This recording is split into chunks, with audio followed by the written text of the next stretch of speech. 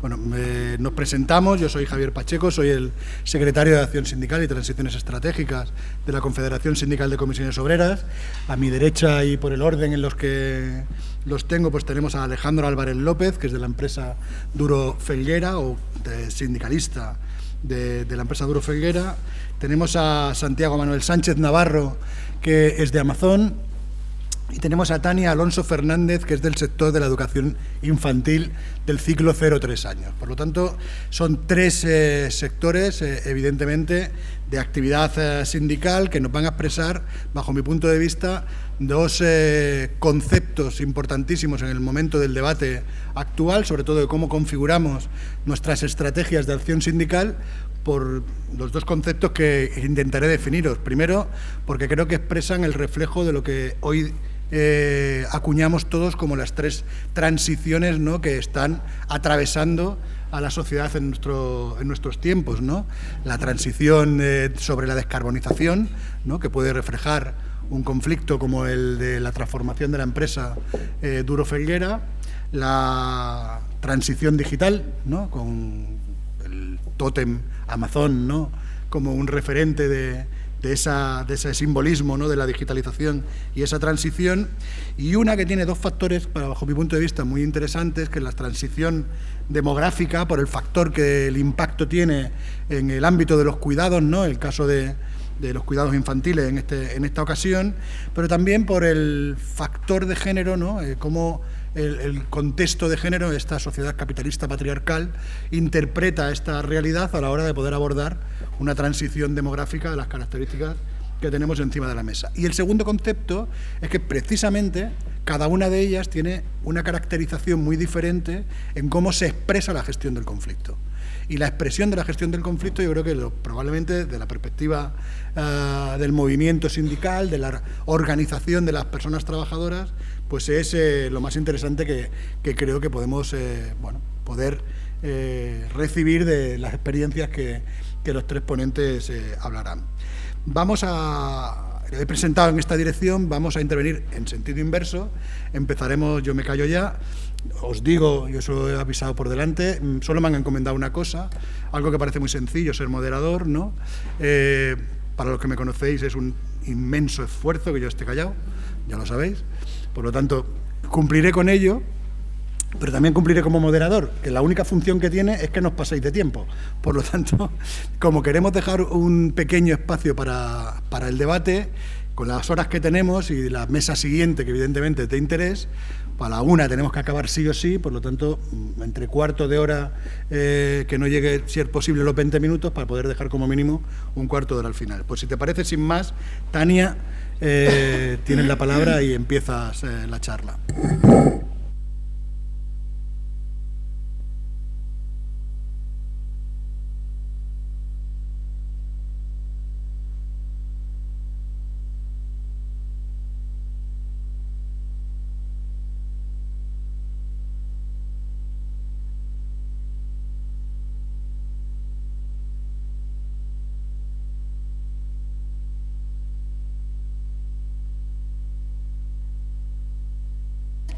Una inspiración. Quiero ser breve, no sé si lo conseguiré, porque a veces me enredo bastante yo misma, para hablar de esta red de escuelas infantiles y de cómo hemos llegado a este conflicto de estos 2 años. Es necesario decir y explicar que las escuelas infantiles comenzaron allá por el 2002, una escuela en Oviedo, María Balbín, La Serena en Gijón. En aquel momento eran municipales, bueno, a día de hoy las de Oviedo y Gijón siguen siendo municipales, y se hizo un convenio de colaboración con el Principado. Este convenio regulaba, se preveía que pasado tiempo, más pronto que tarde, iban a pasar a ser del Principado, de la Consejería de Educación. De hecho, Comisiones Obreras y las educadoras siempre pedimos que estuviéramos en la Consejería de Educación, porque es la consejería competente en materia educativa y donde deberíamos estar. Han pasado más de 2 décadas, ningún gobierno se atrevió a dar el paso, a lanzarse al vacío de hacer esta red, muy complicada, teniendo en cuenta que cada una venimos de un ayuntamiento diferente, de administraciones con convenios distintos. Y por fin el Gobierno, en 2024, en febrero, anunció que se iba a crear la red. En febrero del 2024, como he comentado, presentó un proyecto ante las organizaciones sindicales y comenzó la tramitación del mismo. Fundamentalmente, lo que recoge la norma es la integración de las escuelas municipales en la red autonómica. El sindicato Comisiones Obreras presentó una batería de alegaciones al proyecto del Consejo Escolar del Principado de Asturias, de conformidad con las reivindicaciones de las trabajadoras. Estas alegaciones fueron rechazadas en bloque. Luego hablaré de ellas más adelante, pero bueno, por nombrarlas ahora, son el reconocimiento del carácter educativo de la etapa, el calendario escolar, la pareja educativa, la negociación de un acuerdo de interinidades pues similar al del resto de etapas, inclusión de las trabajadoras en el grupo B y la estabilización de las plazas de las trabajadoras que en los ayuntamientos de origen no estabilizaron. Aquí se puede un poco ver en esta imagen la ecuación parlamentaria que se provocó y por eso se provocó el bloqueo. Había 22 votos para aprobarse la ley, faltaba 1 y Comisiones consiguió que esas alegaciones fueran asumidas por Covadonga Tomé, del Grupo Mixto, y se convierten en disposiciones adicionales, vinculantes que obligan a la negociación de las reivindicaciones en una mesa de diálogo. La Ley 524, por la que se establece la red autonómica de escuelas infantiles, se regula su extensión y la integración de la misma de las escuelas infantiles municipales, fue finalmente aprobada el 13 de noviembre del 24. Asturias se convierte así en la única comunidad con una red pública y gratuita y que se quiere extender a todas las zonas rurales. Muy necesario porque sabemos que la educación es un derecho para todas las niñas y los niños. Decimos que somos la única comunidad con estas condiciones porque, como podéis ver aquí, el resto de España es una red híbrida, donde, por ejemplo, Castilla y León lo que tiene son escuelas públicas en pueblitos pequeños, pero las grandes ciudades lo que hacen es hacer escuelas de gestión indirecta, privadas o con el cheque escolar. Cantabria tiene un modelo mixto, por ejemplo, el nivel de 2-3 lo tiene dentro de los coles y el resto pues también son privadas o similar a la educación concertada. Y tenemos Asturias, que es pionera y queremos las educadoras y el personal que trabajamos en ellos, queremos que sean pioneras de verdad y que sean un ejemplo para el resto de comunidades. A día de hoy lo que nos encontramos es que hay 80 escuelas ya integradas. Dentro de estas escuelas también están 4 que son de bienestar social, que están en la Consejería de Derechos Sociales, todavía no están en la de Educación, pero van a estarlo próximamente, y 35 escuelas pendientes no integradas, que concentran 360 trabajadoras, 260 de ellas en Oviedo y Gijón. Tras la finalización de esta segunda fase de la red, que acabó ahora el 1 de junio, y completada la puesta en funcionamiento de todas las escuelas, lo que queda claro, y es un dato muy relevante y muy importante a mostrar a este Gobierno, es que Asturias presenta los datos más bajos de escolarización de la población infantil de 0 a 3 años en el Estado español. Tanto se presume de red, y aquí podéis ver en esta tabla cómo Asturias está a la cola completamente con un 31,9% de escolarización de este nivel del ciclo de 0 a 3, frente a Galicia, con otro tipo de gobierno que tiene un 64,4% de escolarización del ciclo de 0 a 3. Ahora voy a ir un poco a las movilizaciones. También quiero aquí hacer referencia, hace unos años ya hubo unas movilizaciones, se llamaban la Marcha del Chupete, porque en aquel momento lo que se pretendía era hacer un ente privado, concertado, no se sabía muy bien qué querían maniobrar, nos negamos. Las educadoras, las familias, la comunidad educativa ya nos unimos ahí, salimos a la calle y dijimos que no, que así no, y se paró. Y en estos 2 años, las primeras movilizaciones comenzaron en junio del 24, Comisiones Obreras, UGT y CESIF, se unieron ante esta incertidumbre que nos provocaba el proyecto de esta ley que se anunciaba, nadie concretaba nada. Hicimos una concentración el 12 de junio que fue un éxito total y 2 jornadas de huelga donde el seguimiento fue prácticamente del total de la plantilla. Durante el curso 24-25 y tras la aprobación de la ley, el 13 de noviembre del 24, se puso en marcha la citada mesa de diálogo que había quedado recogida en las disposiciones adicionales de la ley. Pero empezamos a ver que el ritmo de negociación fue lento, la Administración comenzó a dilatar plazos, a posponer calendarizaciones de las propuestas que habíamos logrado, no se concretaba nada.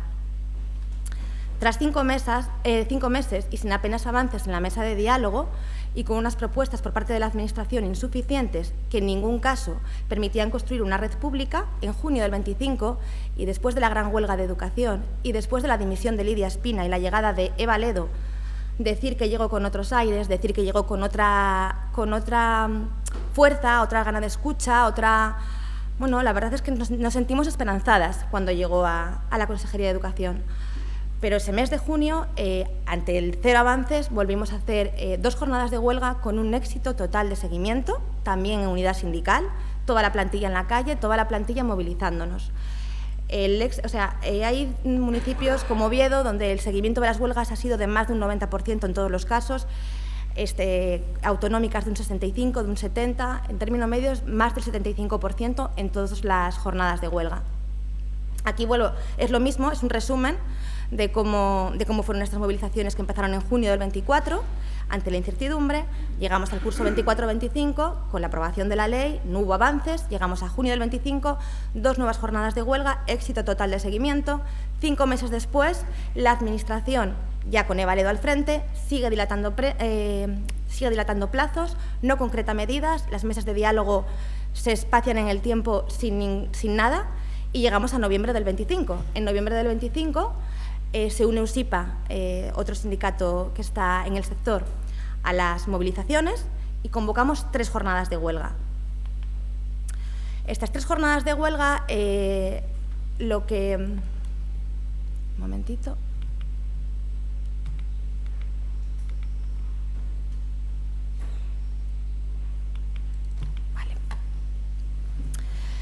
¿Cómo funciona Comisiones Obreras en las escuelas infantiles? Pues lo que hacemos en las escuelas infantiles, que son las trabajadoras que somos nosotras, es llevarlo todo a asamblea, porque pensamos que ratificándolo en asamblea es la manera de garantizar que sean un éxito, porque le damos voz a las compañeras, que somos nosotras al final. Entonces, cada calendario de movilizaciones, cada jornada de huelga, cada encierro, cada manifestación se lleva a asamblea. Tras cada huelga y cada movilización, volvemos a la asamblea donde hablamos de cómo ha ido el seguimiento, qué podemos seguir haciendo y también, por supuesto, sometemos cualquier propuesta, cuando la había o la hubo, de la Administración a las compañeras, que son las que tienen el voz y el voto. Y, por supuesto, recogemos cualquier aportación que nos quieran hacer llegar. Antes os dije que iba a comentaros un poco más a fondo estas 7 reivindicaciones que llevamos peleando desde el minuto 1, que no son únicas, que teníamos que acotarlo, teníamos que saber qué estábamos pidiendo para la creación de esta red, pero no como esto es una lucha a largo plazo. Sabemos que está empezando, sabemos que vamos a continuar, pero pensamos que para comenzar necesitamos ver esto sobre la mesa, esto concretado y esto con hechos. Y es que, por ejemplo, una cosa fundamental es la pareja educativa. La pareja educativa hace 2 años, ya en la modificación del decreto 27, que es el que tenemos actualmente para 0 a 3 en Asturias, en esa modificación se concretó 2 profesionales por aula, pero se concretó con matices. En entradas y salidas puede que no, cuando hay la mitad del ratio puede que no, y cuando ponemos la coletilla con carácter general, esto se convierte en que siempre está sola la compañera. A día de hoy están solas, con 18 niños y niñas en 2-3, 13 en 1-2 y una con 8 bebés. ¿Por qué? Porque cuando falta una compañera por una baja médica, por cualquier permiso retribuido, tardan en cubrirla, si es una baja, semanas, y se llama a consejería y se nos contesta que están en ratio, porque con carácter general están en ratio. Entonces, exigimos que en el nuevo reglamento de organización que estamos esperando desde marzo, y todavía no nos han presentado, venga recogida esa pareja educativa, 2 profesionales por aula, si lo quieren llamar así, a jornada completa con su apoyo correspondiente. Exigimos un acercamiento al calendario escolar, porque el ciclo de 0 a 3 es educativo, porque las niñas y los niños de 0 a 3 necesitan sus descansos pedagógicos, porque no puede ser que las niñas y los niños de 0 a 3 sean los que más horas están en los centros educativos, los que más meses al año pasan en los centros educativos y los que más institucionalizados están. Porque como es conciliación, pero conciliamos exactamente igual que el segundo ciclo de 3 a 6 años, lo mismo. Lo que pasa es que tiene esa connotación que le quieren dar y no es así. Las niñas y los niños necesitan el mismo respeto, los mismos descansos y, por supuesto, la conciliación tiene que pasar por otras medidas. Las empresas tienen que conciliar, tienen que facilitar que las familias estén con sus hijos y con sus hijas, tiene que haber una corresponsabilidad. No puede estar todo a las espaldas de las escuelas, de los centros y de los técnicos de educación infantil. Las interinidades, y aquí por 2 motivos fundamentales. Las interinas, el personal eventual lleva años tirando de esta red de escuelas infantiles. Sin una garantía de trabajo, con inestabilidad, como es normal al ser eventuales, queremos que tengan un acuerdo de interinas donde se les vea cuándo se les va a llamar, o que sea más ágil, más operativo, y lo mismo para las escuelas. No trabajamos con muebles, trabajamos con niñas y con niños y, por lo tanto, exigimos también que sea algo que falta una profesora y mañana pues está cubierta, o a los 2 días, no semanas de dilatación en el tiempo como en el resto de la Administración. La estabilización, punto fundamental y principal de esta lucha. Hay compañeras que en sus ayuntamientos de origen, sus plazas, no salieron a estabilizar. Los ayuntamientos decidieron que no se hacía el proceso, siguiendo la Ley 2021. Nosotras, las compañeras y comisiones obreras, dijimos que no, que eso no lo íbamos a permitir, que tenían que tener el mismo proceso que se siguió para el resto en el Principado, y se han comprometido a llevarlo a cabo, ese proceso extraordinario. El Grupo B que lo venden como un regalo que nos pueden hacer, no es ningún regalo, es la categoría profesional que nos corresponde por titulación. Somos técnicas superiores en educación infantil y está recogido en el EBEP que somos el Grupo B. Ya están tardando en ponernos el Grupo B. Y una equiparación salarial. Como comentaba antes al inicio, venimos de diferentes ayuntamientos, de diferentes administraciones, con condiciones y salarios distintos, que nadie nos regaló, porque para llegar ahí tuvimos que ir demandando también a las diferentes administraciones para que nos metieran en sus respectivos convenios, porque también nos tenían al margen. Todo hay que decirlo. Como comprenderá la Administración, no vamos a perder ahora ni un solo derecho ni una parte del salario. Pero lo que queremos es una equiparación al alza para el resto de compañeras, porque además las compañeras que tienen mejores sueldos, que vienen de ayuntamientos con mejores sueldos, van a tener el sueldo congelado durante años, hasta que el resto las equipare. Y eso es también una pérdida, al final, importantísima. Y, por supuesto, la carrera profesional. ¿Cómo no pedir la carrera profesional y la inclusión en la misma, con todos los años que llevamos demostrando el trabajo que llevamos hecho y la formación que tenemos? Pues estos 7 puntos, solo para empezar a reivindicar, a luchar en este conflicto que llevamos, pero es solo un inicio. ¿Cuál ha sido la táctica de la Consejería de Educación ante este conflicto? Bueno, pues amparada en la mesa de diálogo, en las mesas de negociación, amparada por el resto de sindicatos, es el autobombo de todo es perfecto, todo está genial, lo tenemos todo, mirar el resto de comunidades cómo están mucho peor que nosotras, no os quejéis. Negativa a negociar con el Comité de Huelga de Comisiones Obreras, que es la que está movilizándose en las últimas 11 jornadas de huelga. Bueno, y anteriormente tampoco se reunió con el Comité de Huelga cuando íbamos en unidad. Lo emplaza todo a mesas donde está protegida y, por supuesto, una imposición de servicios mínimos abusivos, incluso siendo superiores al 50% en las escuelas autonómicas, porque las compañeras que están de permiso o que tienen bajas se cuentan y al final lo que hace es suprimir el derecho a huelga, porque hay escuelas en las que todo el personal está allí trabajando. Y también muy característico de estos últimos tiempos es la manipulación de los datos de seguimiento de la huelga. Por ejemplo, llegaron a difundir datos asegurando que había 42 educadoras en huelga, mientras esa misma mañana, delante de la Consejería, en horario laboral, éramos cientos de educadoras manifestándonos, haciendo ruido y luchando. Lo que comentaba antes de las movilizaciones y de las jornadas de huelga, todas las organizaciones sindicales, incluida Comisiones Obreras, convocamos 3 jornadas de huelga en noviembre del año 25, tras presentar la Consejería de Educación un documento sin compromisos reales. Después de una primera jornada de huelga con un seguimiento masivo, CESIF, UGT y USIPA se desvinculan de la huelga y asumen el documento presentado unas semanas antes con pequeñas variaciones en el orden de las propuestas y su contenido. Estas 3 organizaciones desconvocan la huelga, que es de todos conocido esto, sin ni siquiera llegar a firmar el preacuerdo, y el documento queda sin firmar, sin publicar en el BOPA y sin ser ratificado en ninguna instancia.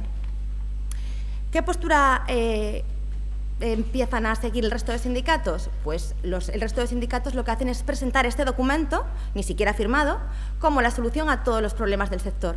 A pesar de que no se está cumpliendo nada, a pesar de que estamos en julio y solo hemos tenido 2 mesas en las que nos hemos sentado a hablar del Grupo B, a empezar a hablar del Grupo B, pero para todo el personal laboral del Principado, y llaman a la plantilla a no secundar la huelga, llaman a la plantilla a no perder dinero, pelearse entre ellos por liberadas, la portavoz de CESIF ahora está en UGT, lanzan bulos sobre delegadas de comisiones obreras, no nos importa, nosotros damos la cara, vamos a asamblea y explicamos lo que haga falta. Esto es muy importante para mí, señalar, la tenemos ahí a Carmen, y Carmen, bueno, sin ella nada de esto sería posible, porque para mí es mi amiga, mi compañera infatigable para lo bueno, para lo malo y para todo. Y el otro día, preparando esto, justamente me mandó al grupo donde estamos este WhatsApp para dejar claro que había que hablar más que de cifras de diapositivas y de las huelgas, nos centraríamos en transmitir cómo se van fraguando los encierros, lo difícil que es a veces, los scratches, las dificultades que tenemos para movilizar a un colectivo de educadoras mayormente femeninos, somos más del 97% de la plantilla mujeres, que cuidamos fuera y dentro, porque esta carrera profesional que tenemos de educadoras de 0 a 3 se mete en el bombo de cuidados, pero en el cuidados está muy bien cuidar, pero con el sentido peyorativo. Somos profesionales de la educación y cuando llegamos a nuestra casa tenemos que seguir cuidando en muchos casos. Aún así conseguimos encerrarnos en la Consejería de Educación 9 educadoras. En diciembre, en febrero 19 educadoras con compañeras que no estaban de las no estabilizadas, pidiendo por favor que esas plazas, un compromiso de que esas plazas no salieran a concurso de traslados. Se comprometió el director de Función Pública. A día de hoy, en las últimas huelgas de mayo y de junio, con un éxito total de seguimiento, no conseguimos gente para encerrarse por la dificultad que tenemos de ser un colectivo femenino, pero seguimos haciendo scratches, seguimos movilizándonos, vamos a seguir, no vamos a parar. Aquí nos podéis ver con la consejera de Educación, con Adrián Barbón, con Jimena Llamedo, que pensamos que tiene la llave de muchas de las reivindicaciones que estamos pidiendo. Ahí veis la estrella detrás, que les ofende muchísimo, porque es su proyecto estrella y nosotras queremos que sea el proyecto estrella. Nosotros no queremos este proyecto estrellado, queremos que sea un éxito y que se traspase, o sea, que se traslade al resto de comunidades autónomas, pero eso pasa por poner a la infancia, a la primera infancia, en la piedra angular sobre lo que gire todo. Las familias están de nuestra parte, la sociedad está de nuestra parte. Necesitamos de verdad que se valore el 0 a 3 como ciclo educativo. Y después de más de 30 asambleas, de un crecimiento en afiliación de más del 20%, de 17 jornadas de huelga, con más del 75% de seguimiento, quiero acabar con una frase de Marcelino Camacho, nuestro fundador y primer secretario general: ni nos domaron, ni nos doblegaron, ni nos van a domesticar. Muchísimas gracias.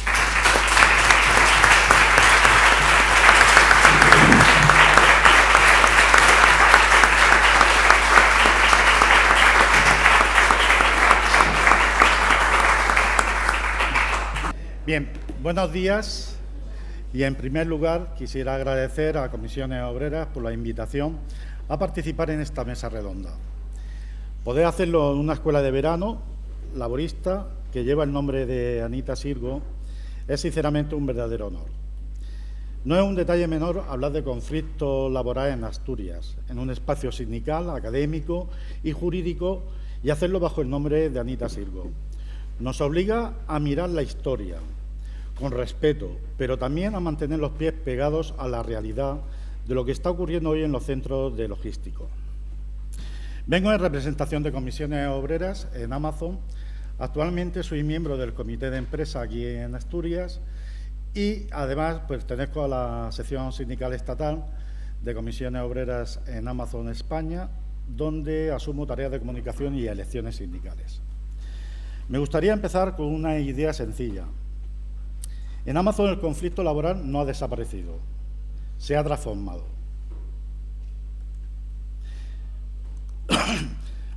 Perdón. A veces se dice que el conflicto laboral pertenece al pasado, que era cosa de fábricas antiguas, de minas, astilleros, siderurgia o grandes cadenas de montaje. Pero quienes estamos dentro de los centros logísticos sabemos que no es así. Lo que ha cambiado no es la existencia del conflicto, lo que ha cambiado es su forma. Antes el conflicto podía verse de manera directa, una plantilla reunida en la puerta de la empresa, una negociación de convenio, una huelga, una pancarta en la puerta, una fábrica parada.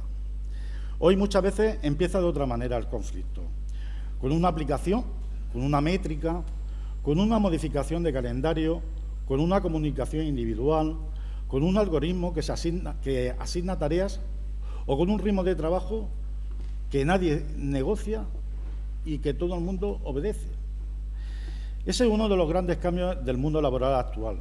El conflicto no siempre aparece vestido de conflicto. A veces aparece vestido de eficiencia, flexibilidad, de innovación, de organización técnica o necesidad productiva. Y precisamente por eso el sindicalismo sigue siendo imprescindible. Ahí está. Amazon no es solo una empresa de comercio electrónico, es una gran infraestructura logística, tecnológica y laboral. En sus centros se cruzan muchos debates actuales del mundo del trabajo, contratación, salarios, ritmos, salud laboral, vigilancia digital, descansos, negociación colectiva, automatización y, sobre todo, inteligencia artificial. Por eso Amazon funciona casi como un laboratorio de conflicto laboral contemporáneo. Cuando hablamos de Amazon no hablamos solo de una empresa concreta, hablamos de un modelo de organización del trabajo basado en velocidad, trazabilidad, datos, objetivos, planificación centralizada y capacidad de tecnología. Ese modelo puede generar actividad económica y empleo, sí, pero también puede generar presión, intensificación del trabajo, pérdida de control sobre los tiempos y debilitamiento de la negociación colectiva, si no hay una respuesta sindical fuerte. Por eso el conflicto laboral en Amazon no es una anomalía, es una señal de algo más profundo. La disputa por cómo se organiza el trabajo en el siglo XXI.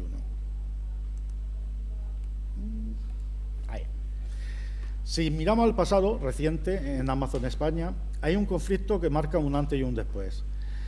Ese conflicto se dio en San Fernando de Henares, especialmente a partir de 2018, cuando las huelgas y movilizaciones situaron públicamente el debate sobre convenios, salarios y condiciones de trabajo en Amazon. Aquel conflicto se expresó de una forma clásica: convenio, huelga, movilización y capacidad de la plantilla para decir que no todo podía decidirse unilateralmente por parte de la empresa. Y fue muy importante porque rompió una imagen instalada en todo el mundo, la imagen de que las grandes empresas tecnológicas no existe conflicto laboral, o de que las plantillas jóvenes, nada más que hace falta verme a mí, diversas y fragmentadas, no se organizan. San Fernando demostró que sí, había conflicto y que sí había capacidad de organización. Y nos dejó una lección importante: el sindicato no crea el conflicto, lo ordena, lo hace visible y trata de convertirlo en negociación. Eso es la vía principal. Si pasamos al presente, el conflicto laboral sigue empezando muchas veces por cuestiones muy reconocibles, como hemos dicho ya varias veces: salarios, convenios, jornadas, etc. Un ejemplo reciente lo tenemos este mes de junio en Sevilla, donde Comisiones Obreras y UGT llegaron a convocar movilizaciones y jornadas ante un bloqueo del convenio colectivo, en un conflicto que finalmente se cerró con acuerdo. Un acuerdo no muy bueno, pero finalmente se cerró con acuerdo. Lo importante es que muestra una contradicción muy clara. La logística ha crecido mucho y sigue creciendo, pero ese crecimiento no siempre se ha traducido en mejores condiciones para quienes sostienen el trabajo diario. Estamos hablando de un sector moderno, vinculado al comercio electrónico y a las cadenas de suministro, pero el conflicto sigue teniendo una raíz muy clásica: salario, convenio, poder adquisitivo y reparto justo del crecimiento. Por eso en Sevilla nos recuerda algo fundamental: la modernización empresarial no garantiza por sí sola un trabajo decente. Si quienes trabajan dentro siguen arrastrando salarios insuficientes, pérdida de poder adquisitivo o convenios bloqueados, el conflicto no aparece porque el sindicato lo provoque, aparece como consecuencia de un reparto injusto.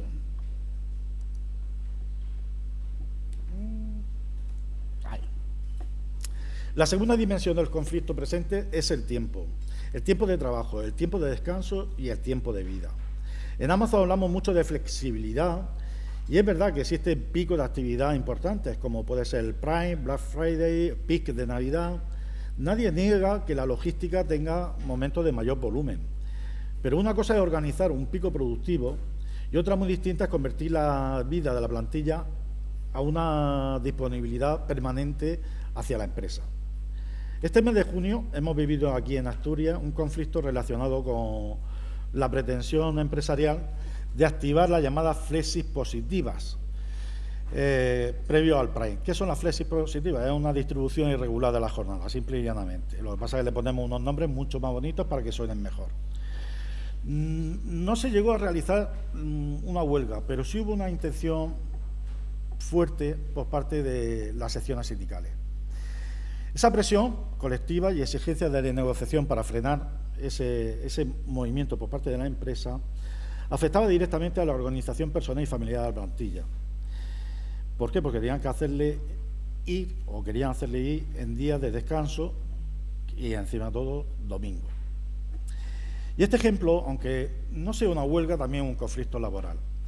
Porque para una persona trabajadora, un día de descanso no es un hueco vacío en el calendario de la empresa. Es vida familiar, es cuidados, es descanso físico, salud mental, es capacidad de organizarse con un mínimo de seguridad durante todo el año. Cuando una empresa tensiona esos descansos, no está tocando solo la casilla del calendario, está tocando la vida de la gente. Por eso desde Comisiones Obreras decimos que la flexibilidad no puede ser una palabra amable para imponer cambios sin negociar. Vamos a ver. Aquí. La tercera dimensión del conflicto presente son los ritmos de trabajo y salud laboral. En un centro como Amazon todo se mide: tiempos, productividad, flujos, objetivos, errores, movimientos, paradas. No todo dato es negativo. En una organización compleja hace falta datos. El problema aparece cuando el dato deja de servir para organizar mejor y empieza a servir para presionar más. En Amazon y en la logística en general, el cuerpo cuenta. Cuenta las manos, la espalda, cuenta las rodillas, la fatiga, cuenta el cansancio acumulado, cuenta la presión mental. Por eso desde Comisiones Obreras lo decimos claramente: hablar de productividad sin hablar de salud laboral es hacer trampas. La productividad no puede medirse solo por paquetes, unidades o velocidad.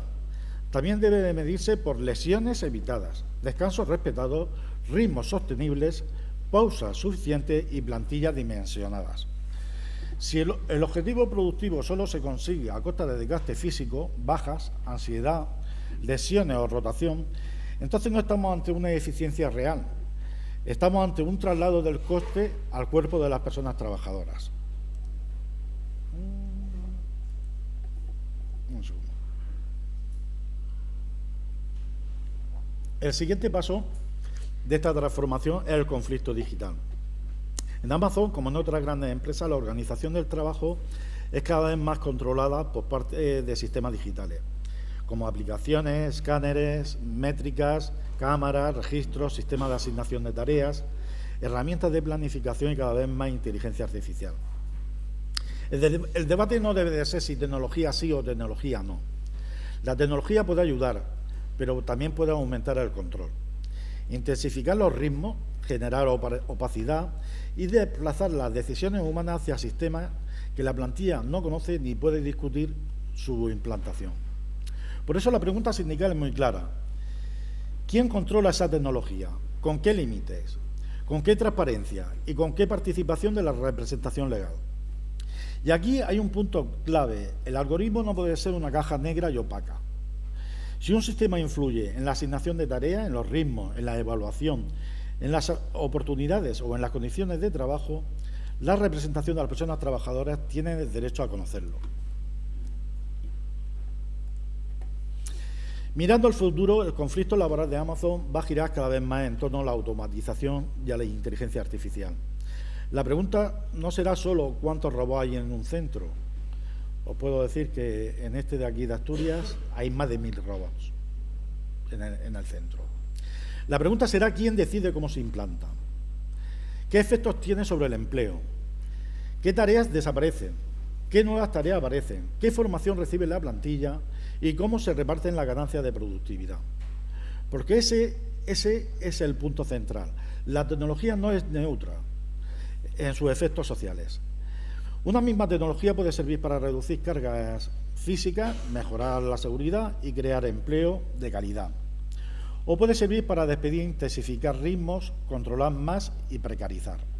La diferencia no está solo en la máquina, está en la negociación colectiva, en la regularización y en la fuerza sindical. Por eso, desde Comisiones Obreras no debemos plantear una posición defensiva o nostálgica. No se trata de oponerse a la tecnología, se trata de gobernarla democráticamente. ¿La tecnología puede entrar? Claro que sí, pero debe hacerlo con derechos.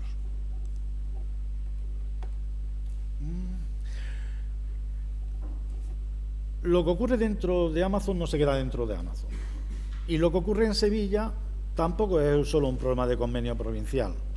Cuando se normalizan los salarios bajos en una actividad que crece, Se presiona al conjunto del mercado laboral. Cuando se normaliza la disponibilidad permanente de los trabajadores, se empuja al resto de empresas del sector a seguir la misma línea. Cuando la flexibilidad se convierte en imposición, se debilita la negociación colectiva. Y cuando se usa tecnología sin transparencia, se crean modelos que pueden trasladarse a otras empresas. Por eso el conflicto laboral en Amazon y en logística tiene una dimensión social. No hablamos solo de las condiciones de una plantilla concreta, hablamos del modelo de trabajo que se está construyendo. Vamos a ver, pasamos al siguiente. ¿Queremos una logística moderna? Sí. ¿Queremos tecnología? Sí. ¿Queremos de eficiencia? Sí. Pero no a costa de convertir a las personas en piezas intercambiables de una cadena de datos. Trabajo decente no solamente es tener trabajo. Voy a adelantar un poquito, ya que me apura. Ante este escenario, el sindicato tiene 3 grandes tareas. La primera es estar en los centros, físicamente. Escuchar a la plantilla, acompañar, informar y organizar. La segunda, convertir problemas individuales en conflictos colectivos. Es súper importante. Y la tercera está a la altura del nuevo lenguaje del trabajo. Hoy no basta con saber hablar de convenios, salarios, tablas salariales. Tenemos que saber hablar también de algoritmos, datos, inteligencia artificial, derechos digitales y salud laboral y transparencia. Si la empresa usa tecnología para organizar el trabajo, el sindicato tiene que tener capacidad para entenderla, revisarla y fiscalizarla. Porque el conflicto sectorial de Sevilla, el conflicto de Asturias y los conflictos sobre métrica y algoritmos forman parte de la misma pregunta. ¿Quién decide sobre el trabajo?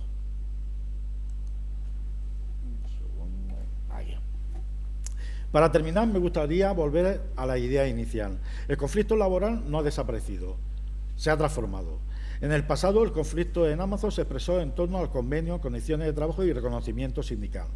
En el presente lo vemos en los salarios, en los convenios bloqueados, en la pérdida de poder adquisitivo, en los ritmos, en la salud laboral, en los descansos y en la vigilancia digital. El caso de Amazon Asturias nos recuerda que también se libra sobre algo igual de básico, el derecho a descansar y a organizar la propia vida. Y en el futuro lo vemos cada vez más en la inteligencia artificial, la automatización, los algoritmos y el reparto de productividad. Pero el fondo sigue siendo el mismo. ¿Quién decide sobre el trabajo? ¿Quién decide sobre el tiempo? ¿Quién decide sobre el salario? ¿Quién decide sobre el cuerpo? ¿Quién decide sobre los datos? ¿Quién decide sobre la vida de las personas trabajadoras? Desde Comisiones Obreras, y ya termino, desde Comisiones Obreras nuestra respuesta debe ser clara. No estamos en contra de la innovación. Estamos en contra de que se imponga sin contar con la plantilla. Porque el debate no es si el futuro del trabajo tendrá tecnología, que sí, la tendrá. La cuestión es si ese futuro se construirá con derechos, con salud, con salarios dignos, con descansos reales y con participación real de las personas trabajadoras. Esa es la tarea sindical que tenemos por delante. Que el futuro del trabajo no solo sea más rápido, más automatizado y más rentable, sino también más justo, más humano y más democrático. Muchas gracias.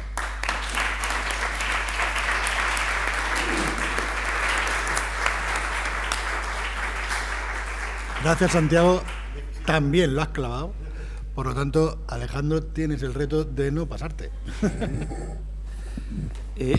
No sé si lo lograré, lo intentaré, pero bueno, antes de iniciar la exposición, en un brevísimo capítulo de agradecimientos, agradezco mucho a Comisiones Obreras y en especial a Zapico, que es el causante directo de que yo esté participando aquí. La verdad es que para mí es un gusto participar en esta escuela laboralista de verano Anita Sirgo. ¿No? Estoy encantado de estar en mi casa, que no es la universidad, sino Comisiones Obreras.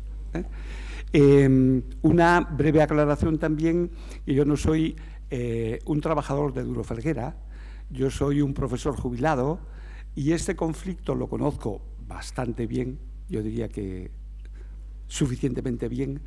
En primer lugar, porque cuando se estaba produciendo el conflicto yo era el secretario general de Comisiones Obreras de Enseñanza y tuve una relación directa con el conflicto, incluso viví los conflictos internos que hubo en comisiones en ese momento en relación con este conflicto y participé en algunas de las acciones. Por otro lado, era un conflicto que para mí tenía elementos muy importantes y pensé, pasado el tiempo, y una vez que me jubilé, pensé que era un conflicto que había que contarlo, ¿no?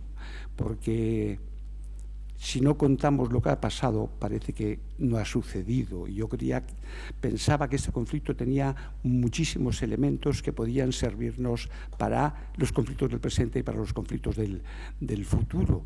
Y por eso, durante 4 años, investigué muchísimo, leí muchísimos documentos, miles de páginas de prensa e hice montones de entrevistas a los protagonistas. Y por eso, digamos que estoy aquí hablando, porque de todo eso salió un libro que se titula No era imposible, el conflicto de Duro Felguera en 1989-1999. Cuando estaban hablando Tania y Santiago, yo me fijaba y decía, lo que está sucediendo en esta mesa es el reflejo del cambio de paradigma, ¿eh? Las nuevas generaciones vienen con sus ordenadores, con sus proyectores, y los viejos sindicalistas venimos con la palabra. Lo propio sería que yo me subiera a hablar de encima del bidón, pero bueno, estamos en un medio universitario, no os preocupéis, no voy a subirme encima de la mesa, pero voy a utilizar fundamentalmente la palabra y no las tecnologías. Digo que esto es un reflejo del cambio de paradigma también, uno más, ¿no? Muy rápidamente, para situaros, el conflicto de Duro Felguera es sobre todo la larguísima e intensa lucha de los trabajadores de esta empresa para recuperar los 232 puestos de trabajo de los que habían sido desposeídos en el año 1993. Su lucha ya venía un poco de un tiempo anterior, porque estuvieron luchando para imponer planes para que nos llegaran los despidos, pero llegaron. Y a partir de ahí empieza esa larguísima lucha para la readmisión.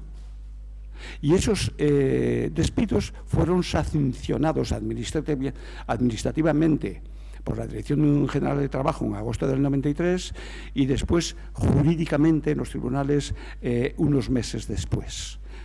Y ellos se plantean recuperar los puestos de trabajo. Un objetivo bastante ambicioso, yo diría muy ambicioso, y un objetivo que en aquel momento casi todo el mundo calificaba como un objetivo imposible. Quizás eso es lo que me llevó a mí a titular el libro en el que se narra todo este conflicto.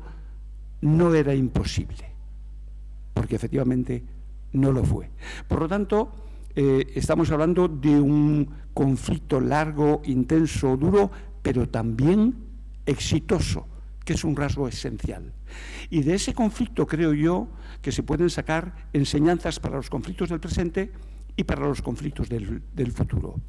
Decía, esto es un conflicto muy rico, muy intenso, muy poliédrico, con muchos planos. Si entrara en cada uno de esos planos, o cada uno de esos planos, podría darnos para una intervención en esta Escuela de Verano Laboralista Anita Sirgo. Pero pensé que para hoy iba a centrarme en una cuestión que me parece esencial y que nos puede ayudar para el presente y el futuro, que es cuáles son las razones por las cuales los trabajadores alcanzaron ese éxito muy notable, aunque evidentemente nunca es absoluto.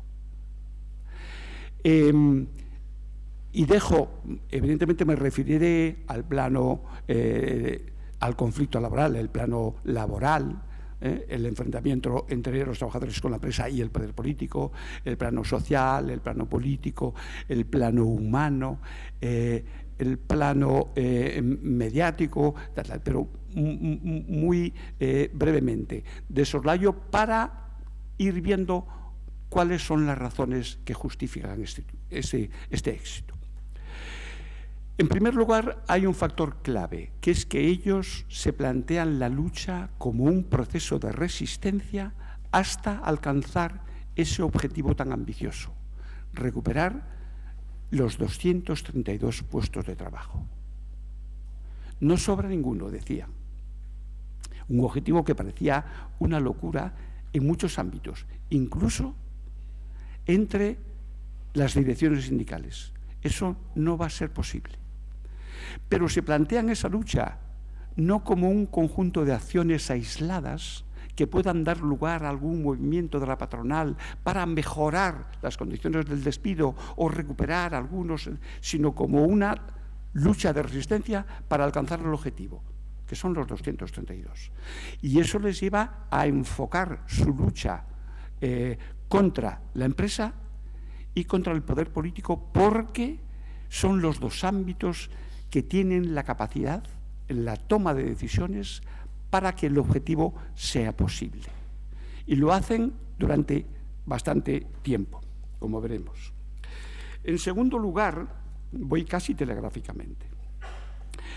Para alcanzar ese objetivo tan ambicioso, necesitan generar una presión sobre esos dos ámbitos sostenida en el tiempo, larga, y que se va ajustando en cada momento a las necesidades para que la presión esté siempre muy presente y vayan moviendo la voluntad de la empresa y también del gobierno regional, fundamentalmente, el poder político. Esa presión, desde el principio hasta el final, es sostenida, pero se va ajustando, se va moldeando en función de las situaciones. Al principio empiezan con acciones, digamos que de sensibilización, acciones destinadas a que el conflicto se conozca, que se visibilice, pero son acciones leves, pequeños juegos teatrales, alguna marcha, alguna concentración, cosas llamativas. Y eso lo hacen pensando que todavía tienen oportunidades de la Dirección Provincial de Trabajo, echa atrás los expedientes de extinción de contratos. Y se produce, porque la Dirección Provincial de Trabajo los deniega la petición de la empresa. Pero viene una segunda fase, que es cuando se traslada el centro de decisión a Madrid, Dirección General de Trabajo, y saben que ese es un ámbito más difícil para sus intereses. Madrid queda lejos, hay mucha más capacidad de presión política por parte de la empresa, una directora general de trabajo y un directivo de la empresa me decía, en la Dirección Provincial de Trabajo a la Duro se la recibía con alfombra roja. Y ellos saben de esas dificultades y entonces incrementan el ritmo, la cantidad y la intensidad de las acciones, que implican ya un grado de sufrimiento personal que va a tener otro efecto del que hablaré inmediatamente. Pero efectivamente la Dirección Provincial de Trabajo admite absolutamente todo lo que pide la empresa y los despidos se publica con nocturnidad o podríamos decir veraneidad el día 8 de agosto, cuando todo está parado y dicen aquí no van a tener capacidad de respuesta. Y se hacen efectivos el día 9 de septiembre. A partir de ahí se intensifican. Ya a Madrid, digo, cuando cambia el ámbito de decisión, intensifican sus acciones y las van ajustando. Por ejemplo, hacen 2 marchas en bicicleta a Madrid que se convierte en una acción muy llamativa, mediática, y que encima tienen la suerte de que les caiga una tremenda tormenta subiendo pajares y provoca un tremendo sufrimiento, pero el sufrimiento termina ganando protagonismo y termina ganando empatía por parte de la sociedad, ¿no? Una vez que se hacen efectivos los despidos, van a una tercera fase, donde se multiplican las acciones, se intensifican y se diversifican. Y llegan acciones muy llamativas. Por ejemplo, enero del 94, una huelga de hambre de 52 días, que es necesaria, surge como necesidad para dar la vuelta a una situación en la que ellos están en una posición débil. Y la patronal, junto con el poder político y junto con el apoyo total de un sindicato, UGT, hay una acción que está a punto de desbaratar su lucha. Y entonces inician esa huelga de hambre que se prolonga todo el tiempo necesario para cambiar la posición. En la balanza, que estaban en una posición muy mala, la terminan reequilibrando y poniéndola a su favor, y de ahí surge una negociación que termina con un éxito, que es cargarse al presidente del Consejo de Administración, Javier Ruiz Ogarrio, y siendo cambiado por otro cercano y con sabiendo ya que tiene que negociar con esa gente, que es Ramón Colau. Y empieza ahí, hay un triunfo de los trabajadores porque se modifica ya la actitud de la empresa y la actitud del gobierno. Se inicia una negociación en junio con el nuevo presidente que culmina con un acuerdo en noviembre que supone la solución para los 232. Bien es cierto que no exactamente como querían, porque sí, la mayoría van a ser readmitidos en Duro Felguera, pero hay 40 que van a ser recolocados por el Principado de Asturias y hay otros que consiguen una prejubilación porque cumplen edad o algunos alguna incapacidad, ¿no? Pasan 2 años para que se cumpla ese acuerdo, se ha cumplido casi todo, excepto los 40 que tiene que recolocar el Principado, porque ha habido un cambio de gobierno, etcétera, etcétera, gobierno del PP, y lo dificulta todo. Y se reinician de nuevo esa presión sostenida con la misma intensidad que 2 años antes, para que esos 40 que están sin recolocar sean recolocados. E inician una nueva acción muy llamativa, muy fuerte, que es un encierro en la Torre de la Catedral, a 60 metros de altura, que se terminará prolongando 318 días. Y a la Torre de la Catedral y por la Plaza de la Catedral pasan gente, el conflicto salta las fronteras de Asturias, evidentemente es el centro del conflicto político. La Torre de la Catedral está engalanada con banderas rojas, con pañuelos rojos, etcétera, etcétera, y ahí llegan gente como las Madres de la Plaza de Mayo de Argentina, que suben a hacerles una visita, o James Petras, el famoso sociólogo, que también los visita, etcétera, etcétera. Y eso convierte al conflicto de nuevo en un polo de atracción, ¿no? Y esa acción de presión termina dando sus frutos y termina en noviembre del 97 con ese nuevo acuerdo de recolocación para eso. Y ahí se prolonga todavía la presión, etcétera, etcétera, hasta que los 232 quedan recolocados. Hay otro factor, claro, mantener esta presión durante tanto tiempo para este ejecutivo tan ambicioso necesita de unidad del colectivo. Y aquí son bastante inteligentes, consiguen la unidad de los que, no solo los despedidos, sino otros apoyos, incluso por encima de las siglas sindicales, porque quienes dirigen esta lucha, son comisiones obreras. Hay 8 delegados de comisiones obreras que están despedidos y los tribunales les dan la razón a la empresa. Tuvo que venir el Tribunal Constitucional posteriormente, esto es una cosa que es muy llamativa, tuvo que venir el Tribunal Constitucional en el año 96 a decir que eso no era tolerable y que esos delegados sindicales, esos representantes en el comité, no podían ser despedidos, ¿no? Pero bueno, se necesita unidad del colectivo y supero mantenerla. Incluso, digo, por encima de las siglas sindicales. ¿Cómo lo consiguen? Por una forma de funcionamiento que es muy horizontal, muy democrático, muy asambleario. Porque en la asamblea tiene, yo creo que, 2 factores, hablando con ellos, con sus mujeres, etcétera. Por un lado, porque en la toma de decisiones siempre acuerdan mañana qué vamos a hacer, porque se reúnen cada día. Mañana qué hacemos y pasado, y qué programamos para esta semana. Y en la toma de decisiones no se vota, sino que se termina acordando. Y eso corresponsabiliza a todos con las decisiones. Pero también en las asambleas se tejen afinidades, apoyos, y ahí se liga al grupo y eso facilita la unidad. Hay otro elemento importante para mantener esa lucha durante tanto tiempo, que es la caja de resistencia, porque como me decía uno de los directivos, ex-directivos de Duro Felguera, la huelga se gana en la olla. Ellos también lo sabían.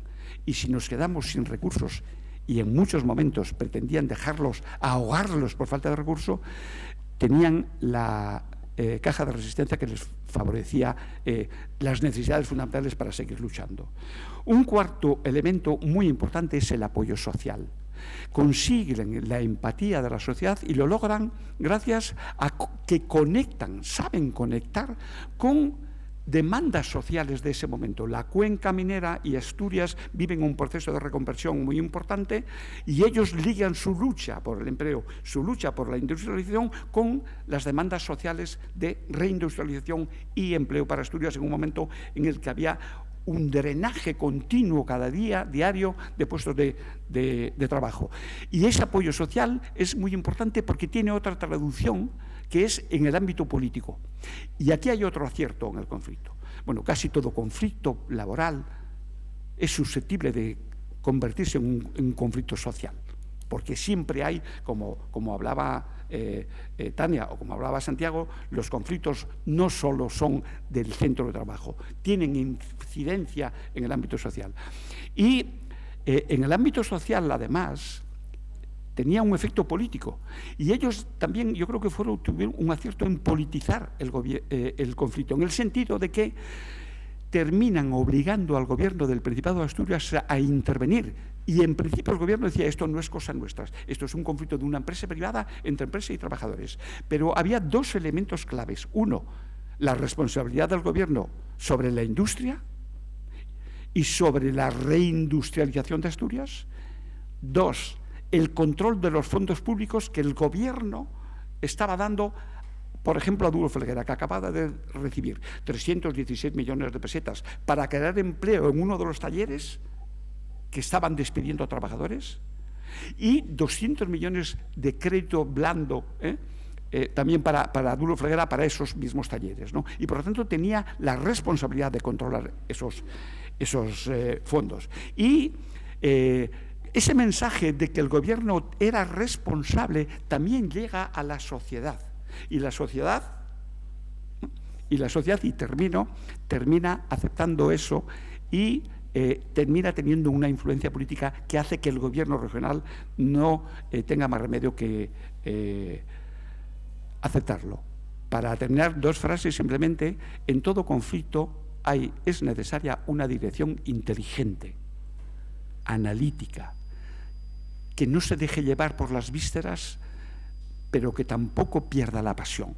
Y en el conflicto de Duro Felguera combinaron muy bien la inteligencia estratégica, táctica, con la pasión de lucha, el sentido de clase. Y además, y ya termino, contaron con un apoyo inestimable, que fue la lucha continuada del colectivo de mujeres de Duro Felguera, que estuvieron siempre presentes y fueron una colaboración muy importante.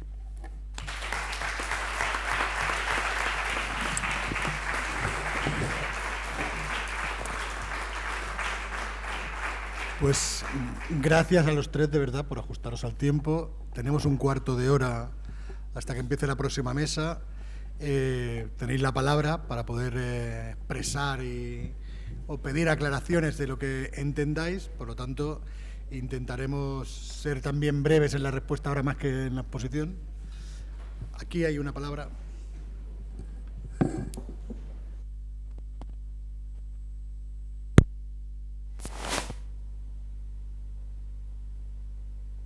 Hola, funciona. Una pregunta a Tania, que cómo valora el anuncio por parte del Ministerio de Educación de la modificación del decreto, particularmente en la ratio de niñas y niños por educador o educadora, y a Santiago, cuando ha dicho que es necesario para controlar los algoritmos y el sistema de organización del trabajo, conocer técnicamente. Entonces te quería preguntar si ese conocimiento lo tenéis, porque tenéis dentro del sindicato técnicos de la empresa, o lo captáis desde fuera, de gente que lo analice y lo entienda desde fuera.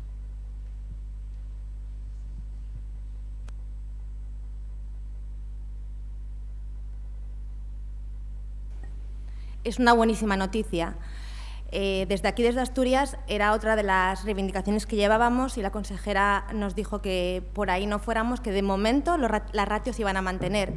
De 18 que tenemos en Asturias a 16 en el nivel de 2-3, de 13 a 12, 8 se mantendrían igual en bebés, es una buenísima noticia. 2 educadoras para 16 niños, pues aumenta la calidad educativa, podemos atenderlos mejor, podemos educar mejor, podemos acompañarlos, realmente podemos detectar mejor las necesidades educativas especiales.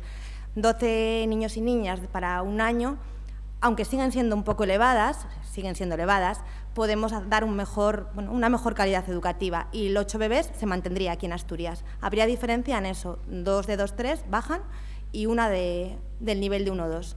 Pero encantadas con la noticia y esperando que aquí la consejería la lleve a cabo y baje las ratios realmente y que sea lo antes posible. Gracias. Sí.